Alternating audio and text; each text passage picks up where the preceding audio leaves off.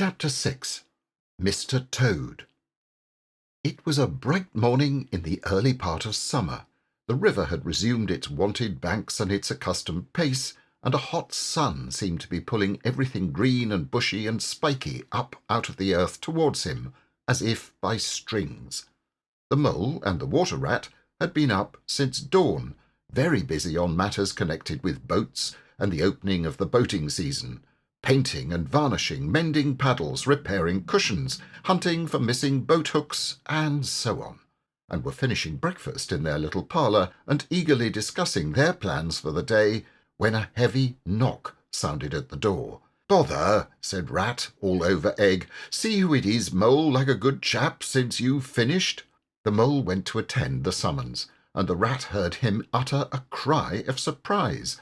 Then he flung the parlour door open and announced with much importance, "Mr. Badger." This was a wonderful thing indeed, that the Badger should pay a formal call on them, or indeed on anybody. He generally had to be caught if you wanted him badly, as he slipped quietly along a hedgerow of an early morning or a late evening, or else hunted up in his own house in the middle of the wood, which was a serious undertaking. The Badger strode heavily into the room, and stood looking at the two animals with an expression full of seriousness. The Rat let his egg-spoon fall on the tablecloth, and sat open-mouthed. "The hour has come," said the Badger at last, with great solemnity. "What hour?" asked the Rat uneasily, glancing at the clock on the mantelpiece. "Whose hour, you should rather say," replied the Badger. "Why, Toad's hour, the hour of Toad. I said I would take him in hand as soon as the winter was well over, and I'm going to take him in hand today." "Toad's hour, of course!" cried the Mole delightedly. "Hooray! I remember now. We'll teach him to be a sensible Toad." "This very morning," continued the Badger, taking an armchair, "as I learnt last night from a trustworthy source, another new and exceptionally powerful motor car will arrive at Toad Hall on approval or return. At this very moment, perhaps, Toad is busy arraying himself in those singularly hideous habiliments so dear to him, which transform him from a comparatively good-looking Toad into an object which throws any decent-minded animal that comes across it into a violent fit. We must be up and doing ere it is too late. You two animals will accompany me instantly to Toad Hall, and the work of rescue shall be accomplished." "Right you are," cried the Rat, starting up. "We'll rescue the poor unhappy animal. We'll convert him. He'll be the most converted Toad that ever was before we've done with him." They set off up the road on their mission of mercy, Badger leading the way. Animals, when in company, walk in a proper and sensible manner in single file, instead of sprawling all across the road and being of no use or support to each other in case of sudden trouble or danger. They reached the carriage drive of Toad Hall to find, as the Badger had anticipated, a shiny new motor car of great size, painted a bright red, Toad's favourite colour, standing in front of the house. As they neared the door it was flung open, and Mr. Toad, arrayed in goggles, cap, gaiters, and enormous overcoat, came swaggering down the steps, drawing on his gauntleted gloves. "Hello! Come on, you fellows!" he cried cheerfully on catching sight of them. "You're just in time to come with me for a jolly...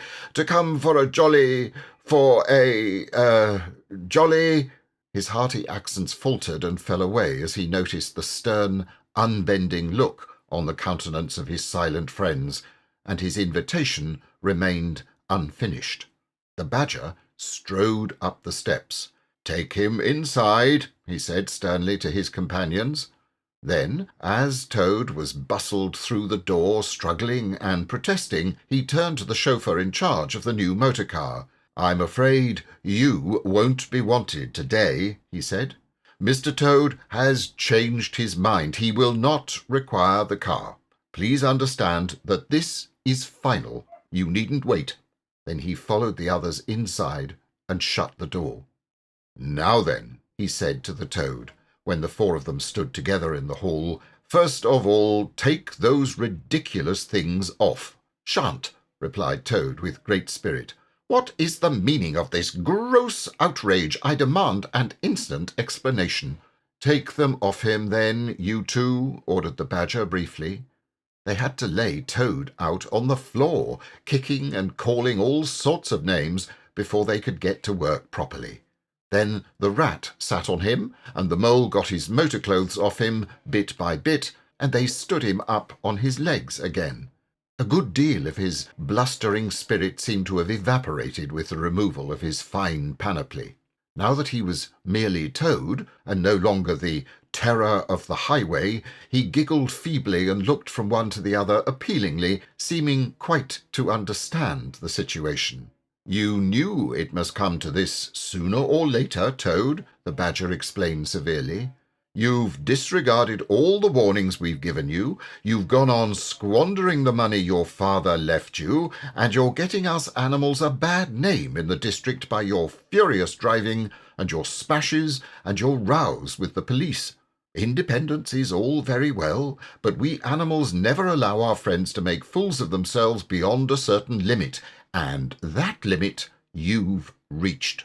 Now, you're a good fellow in many respects, and I don't want to be too hard on you. I'll make one more effort to bring you to reason.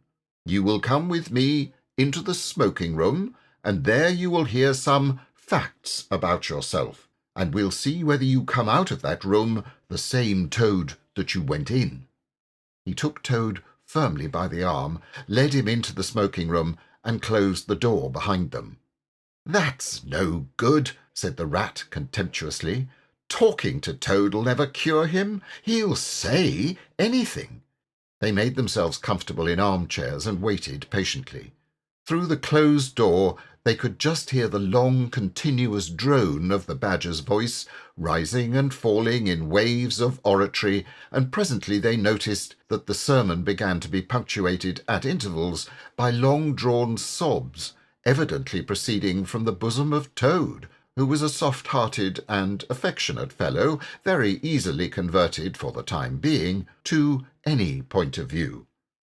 After some 3/4 of an hour the door opened, and the Badger reappeared, solemnly leading by the paw a very limp and dejected Toad. His skin hung baggily about him, his legs wobbled, and his cheeks were furrowed by the tears so plentifully called forth by the Badger's moving discourse. "Sit down there, Toad," said the Badger kindly, pointing to a chair. "My friends," he went on, "I am pleased to inform you that Toad has at last seen the error of his ways. He is truly sorry for his misguided conduct in the past, and he has undertaken to give up motor cars entirely and forever. I have his solemn promise to that effect." "That is very good news," said the Mole gravely. "Very good news indeed," observed the Rat dubiously. If only... He was looking very hard at Toad as he said this, and could not help thinking he perceived something vaguely resembling a twinkle in that animal's still sorrowful eye. "There's only one thing more to be done," continued the gratified Badger. "Toad, I want you solemnly to repeat before your friends here what you fully admitted to me in the smoking room just now. First, you are sorry for what you've done, and you see the folly of it all?" There was a long, long pause. Toad looked desperately this way and that, while the other animals waited in grave silence. At last he spoke. "No," he said, a little sullenly but stoutly, "I'm not sorry, and it wasn't folly at all. It was simply glorious." "What?" cried the Badger, greatly scandalized. "You backsliding animal! Didn't you tell me just now in there—" "Oh, yes, in there," said Toad impatiently. "I'd have said anything in there. You're so eloquent, dear Badger, and moving and so convincing, and put all your points so frightfully well. You can do what you like with me in there, and you know it. But I've been searching my mind since, and going over things in it, and I find that I'm not a bit sorry or repentant, really. So it's no earthly good saying I am, now is it?" "Then you don't promise?" said the Badger. "Never to touch a motor car again?" "Certainly not," replied Toad emphatically. "On the contrary, I faithfully promise that the very first motor car I see, poop poop, off I go in it." "Told you so, didn't I?" observed the Rat to the Mole. "Very well, then," said the Badger firmly, rising to his feet. "Since you won't yield to persuasion, we'll try what force can do. I feared it would come to this all along. You've often asked us three to come and stay with you, Toad, in this handsome house of yours. Well, now we're going to. When we've converted you to a proper point of view, we may quit, but not before.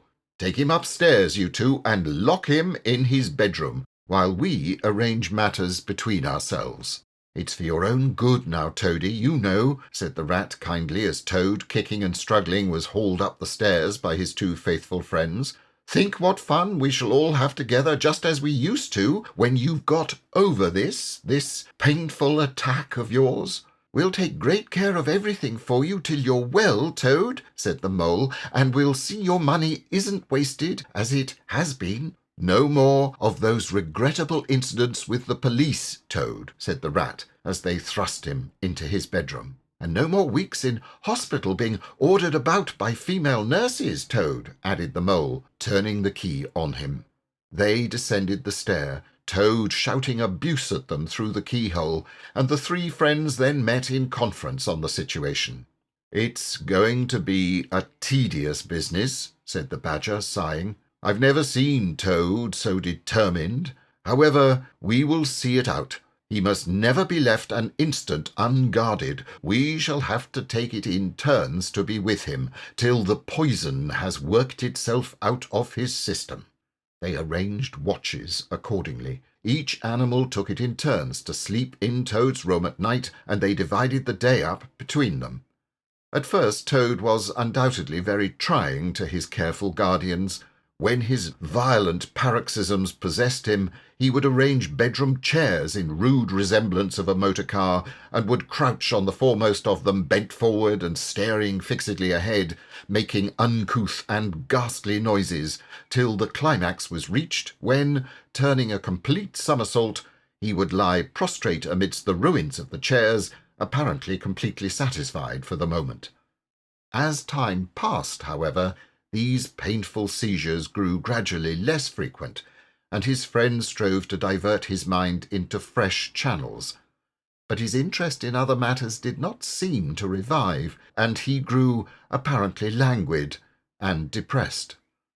One fine morning the Rat, whose turn it was to go on duty, went upstairs to relieve Badger, whom he found fidgeting to be off and stretch his legs in a long ramble round his wood and down his earths and burrows.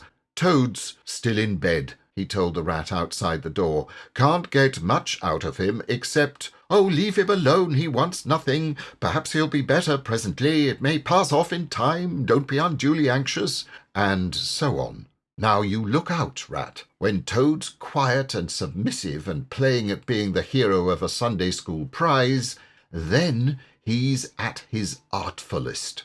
There's sure to be something up. I know him. Well, now I must be off." "How are you today, old chap?" inquired the Rat cheerfully as he approached Toad's bedside. He had to wait some minutes for an answer. At last a feeble voice replied, "Thank you so much, dear Ratty. So good of you to inquire. But first, tell me how you are yourself, and the excellent Mole." "Oh, we're all right," replied the Rat. "Mole," he added incautiously, "is going out for a run round with Badger. They'll be out till luncheon time, so you and I will spend a pleasant morning together, and I'll do my best to amuse you.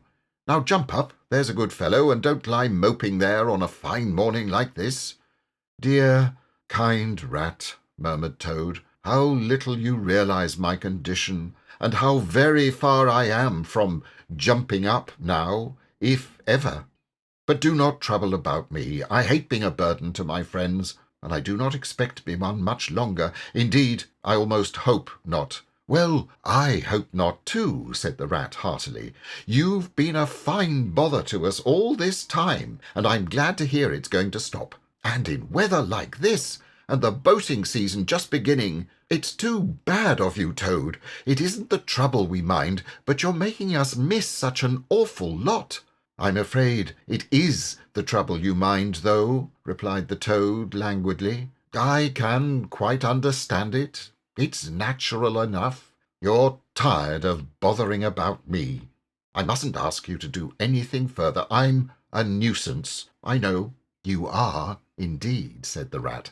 "But I tell you I'd take any trouble on earth for you, if only you'd be a sensible animal." "If I thought that, Ratty," murmured Toad, more feebly than ever, "then I would beg you, for the last time probably, to step round to the village as quickly as possible, even now it may be too late, and fetch the doctor. But don't you bother. It's only a trouble, and perhaps we may as well let things take their course." "Why? What do you want a doctor for?" inquired the Rat, coming closer and examining him. He certainly lay very still and flat, and his voice was weaker and his manner much changed. "Surely you have noticed of late," murmured Toad. "But no, why should you? Noticing things is only a trouble. Tomorrow, indeed, you may be saying to yourself, 'Oh, if only I had noticed sooner, if only I had done something.' But no, it's a trouble. Never mind. Forget that I asked." "Look here, old man," said the Rat, beginning to get rather alarmed. "Of course I'll fetch a doctor to you, if you really think you want him. But you can hardly be bad enough for that yet. Let's talk about something else." "I fear, dear friend," said Toad with a sad smile, "that talk can do little in a case like this, or doctors either, for that matter. Still, one must grasp at the slightest straw. And by the way, while you're about it, I hate to give you additional trouble, but I happen to remember that you will pass the door.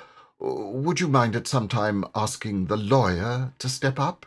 It would be a convenience to me, and there are moments, perhaps I should say there is a moment, when one must face disagreeable tasks at whatever cost to exhausted nature." "A lawyer? Oh, he must be really bad," the affrighted Rat said to himself as he hurried from the room, not forgetting, however, to lock the door carefully behind him. Outside, he stopped to consider. The other two were far away, and he had no one to consult. "It's best to be on the safe side," he said, on reflection. "I've known Toad fancy himself frightfully bad before, without the slightest reason, but I've never heard him ask for a lawyer. If there's nothing really the matter, the doctor will tell him he's an old ass and cheer him up, and that will be something gained. I'd better humour him and go. It won't take very long." So he ran off to the village on his errand of mercy. The Toad, who had hopped lightly out of bed as soon as he heard the key turn in the lock, watched him eagerly from the window till he disappeared down the carriage drive. Then, laughing heartily, he dressed as quickly as possible in the smartest suit he could lay his hands on at the moment, filled his pockets with cash, which he took from a small drawer in the dressing-table, and next, knotting the sheets from his bed together and tying one end of the improvised rope round the central mullion of the handsome Tudor window, which formed such a feature of his bedroom, he scrambled out, slid lightly to the ground, and, taking the opposite direction to the Rat, marched off light-heartedly, whistling a merry tune. It was a gloomy luncheon for Rat when the Badger and the Mole at length returned, and he had to face them at table with his pitiful and unconvincing story. The Badger's caustic, not to say brutal, remarks may be imagined and therefore passed over. But it was painful to the Rat that even the Mole, though he took his friend's side as far as possible, could not help saying, "You've been a bit of a duffer this time, Ratty. Toad, too, of all animals." "He did it awfully well," said the crestfallen Rat. "He did you awfully well," rejoined the Badger hotly. "However, talking won't mend matters.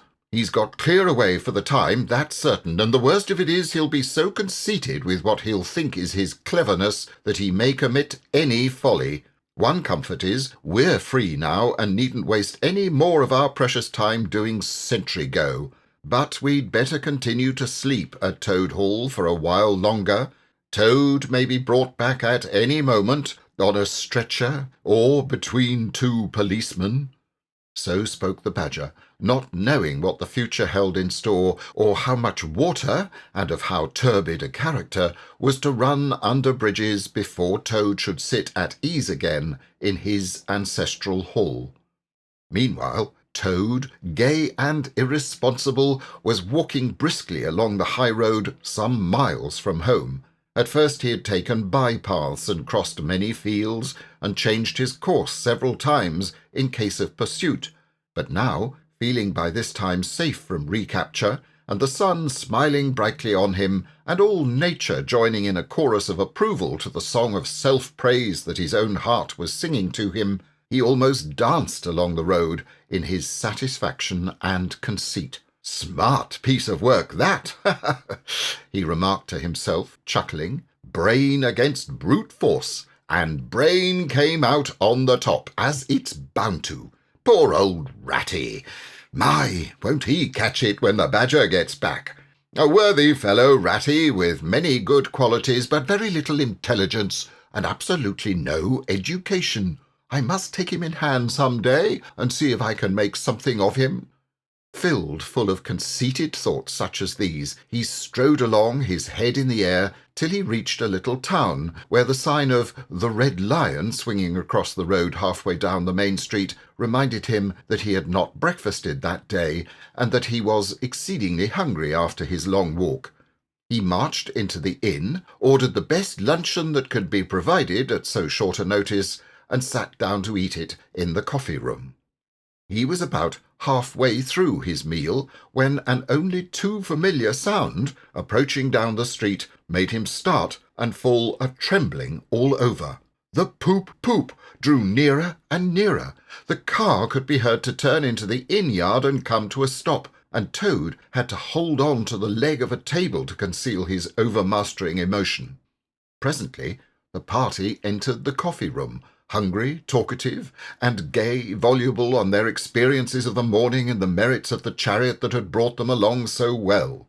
Toad listened eagerly, all ears, for a time. At last he could stand it no longer.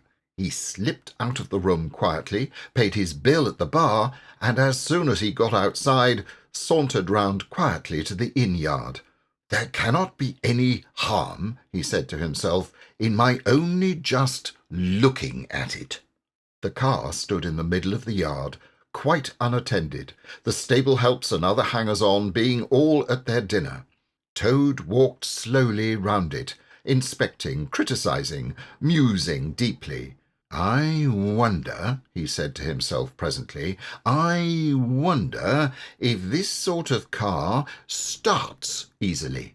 Next moment, hardly knowing how it came about, he found he had hold of the handle and was turning it. As the familiar sound broke forth, the old passion seized on Toad and completely mastered him, body and soul. As if in a dream he found himself, somehow, seated in the driver's seat. As if in a dream he pulled the lever and swung the car round the yard and out through the archway, and as if in a dream all sense of right and wrong, all fear of obvious consequences, seemed temporarily suspended.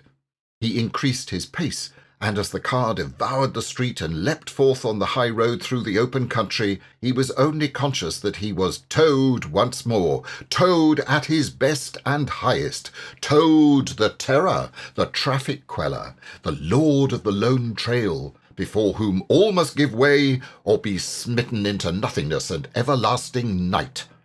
He chanted as he flew, and the car responded with sonorous drone. The miles were eaten up under him as he sped he knew not whither, fulfilling his instincts, living his hour, reckless of what might come to him.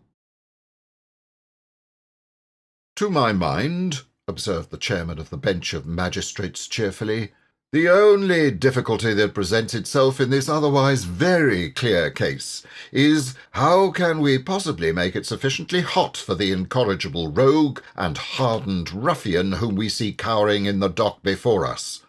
Let me see. He has been found guilty on the clearest evidence, first of stealing a valuable motor car, secondly of driving to the public danger, and thirdly of gross impertinence to the rural police.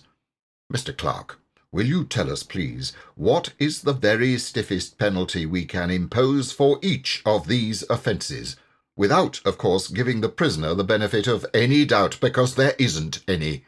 The clerk scratched his nose with his pen. Some people would consider, he observed, that stealing the motor car was the worst offence, and so it is. But cheeking the police undoubtedly carries the severest penalty, and so it ought.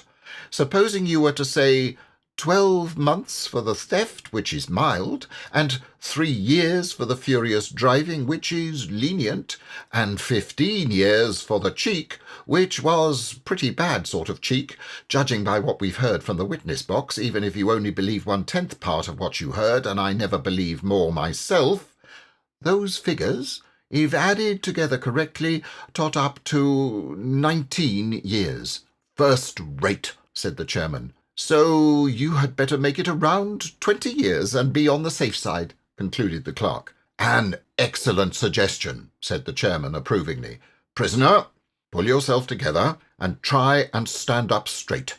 It's going to be 20 years for you this time, and mind, if you appear before us again upon any charge whatever, we shall have to deal with you very seriously. Then the brutal minions of the law fell upon the hapless Toad, loaded him with chains, and dragged him from the courthouse, shrieking, praying, protesting, across the marketplace, where the playful populace, always as severe upon detected crime as they are sympathetic and helpful when one is merely wanted, assailed him with jeers, carrots, and popular catchwords, past hooting schoolchildren, their innocent faces lit up with the pleasure they ever derive from the sight of a gentleman in difficulties, across the hollow-sounding drawbridge, below the spiky portcullis, under the frowning archway of the grim old castle, whose ancient towers soared high above, past guard-rooms full of grinning soldiery off-duty, past sentries who coughed in a horrid, sarcastic way, because that is as much as a sentry on his post dare do to show his contempt and abhorrence of crime, up time-worn winding stairs, past men-at-arms in casket and corselet of steel, darting threatening looks through their vizards, across courtyards where mastiffs strained at their leash and pawed the air to get at him, past ancient warders, their halberds leant against the wall, dozing over a pasty and a flagon of brown ale, on and on, past the rack-chamber and the thumb-screw room, past the turning that led to the private scaffold, till they reached the door of the grimmest dungeon that lay in the heart of the innermost keep. There at last they paused, where an ancient gaoler sat fingering a bunch of mighty keys. "Odds bodikins," said the sergeant of police, taking off his helmet and wiping his forehead. "Rouse thee, old loon, and take over from us this vile Toad, a criminal of deepest guilt and matchless artfulness and resource. Watch and ward him with all thy skill, and mark thee well, greybeard, should aught untoward befall, thy old head shall answer for his, and a murrain on both of them." The gaoler nodded grimly, laying his withered hand on the shoulder of the miserable Toad. The rusty key creaked in the lock, the great door clanged behind them, and Toad was a helpless prisoner in the remotest dungeon of the best-guarded keep of the stoutest castle in all the length and breadth of merry England.